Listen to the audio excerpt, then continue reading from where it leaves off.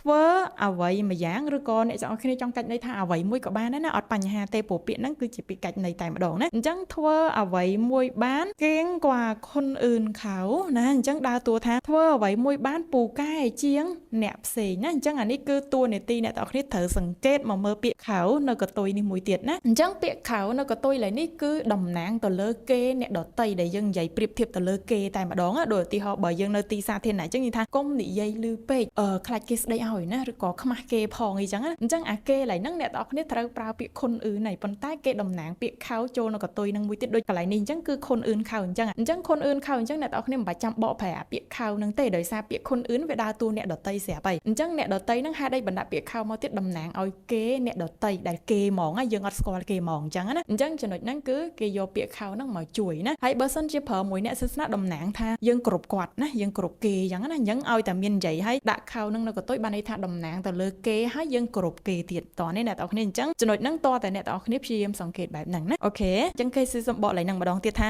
អ្នកដែលមានទេពកោសលណាមានលក្ខណៈថានៅសុកក៏ពូកែធ្វើអ្វីមួយយ៉ាងមួយបានពូកែជាងអ្នកផ្សេងទៀតណាអញ្ចឹងពូកែជាងអ្នកផ្សេងทั้งที่ไม่เคยเรียนรู้และฝึกฝนมากนักណាអញ្ចឹង clear វាមកដល់ហ្នឹងណាអ្នកទាំងអស់គ្នាអញ្ចឹងทั้งที่នេះយើងបកត្រង់ធម្មតាអ្នកទាំងអស់គ្នាបកប្រែថាទាំងដែលណាអាហ្នឹងគេហៅន័យត្រង់ធម្មតាណាហើយไม่เคยអ្នកទាំងអស់គ្នាចង់បកប្រែមិនធ្លាប់ក៏ស្ដាប់បានអ្នកទាំងអស់គ្នាចង់បកប្រែមិនដែលអាហ្នឹងក៏ស្ដាប់បានដែរឃើញទេអញ្ចឹងវាស្ដាប់បានទាំងពីរយើងយកមួយណាក៏បានដែរណាតទៅលៀនលូអញ្ចឹងលៀនលូបើសិនជាអត្ថបទជាច្រើនអ្នកទាំងអស់គ្នារៀនជួបគឺយើងបកប្រែថាស្វែងយល់ណាអាហ្នឹងគឺយើងបកប្រែអញ្ចឹងប៉ុន្តែឡើយនេះបើសិនជាអ្នកទាំងអស់គ្នាមានអារម្មណ៍ថាបកប្រែស្វែងយល់ដូចជាមិនសូវតំណងអញ្ចឹងអ្នកទាំងអស់គ្នាអាចកាច់ន័យបានឡើយហ្នឹងរៀនรู้ដូរទៅជាបកប្រែថារៀនសូត្រឬក៏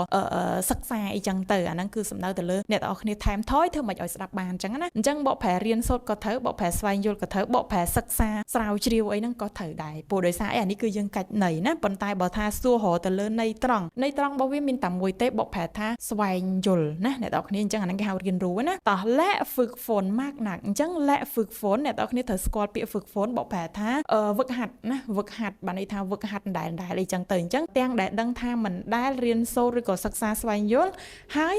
វឹកហាត់ម៉ាកណាក់ហ្នឹងបានន័យថាច្រើនណាស់ណាទេឬក៏ច្រើនណាស់ទេឬក៏ច្រើនខ្លាំងទេអាហ្នឹងគឺយើងអាចកាច់ន័យបានអាពាក្យម៉ាកណាក់ហ្នឹងអញ្ចឹងដល់ពេលឡើយហ្នឹងគឺប្រយោគរបស់គេន័យត្រង់តែម្ដងបានន័យថាយើងស្គាល់ពាក្យកាច់ន័យអាពាក្យថាំងធីហ្នឹងបន្តិចអញ្ចឹងទាំងដែលមិនដែលសិក្សាស្វែងយល់ឬក៏ទាំងដែលមិនដែលរៀនសូត្រហើយនឹងវឹកហាត់ច្រើនណាស់ណាទេណាអញ្ចឹងបានន័យថាម្នាក់ហ្នឹងគាត់អត់សូវវឹកហាត់ទេគាត់អត់សូវរៀនសូត្រច្រើនទេ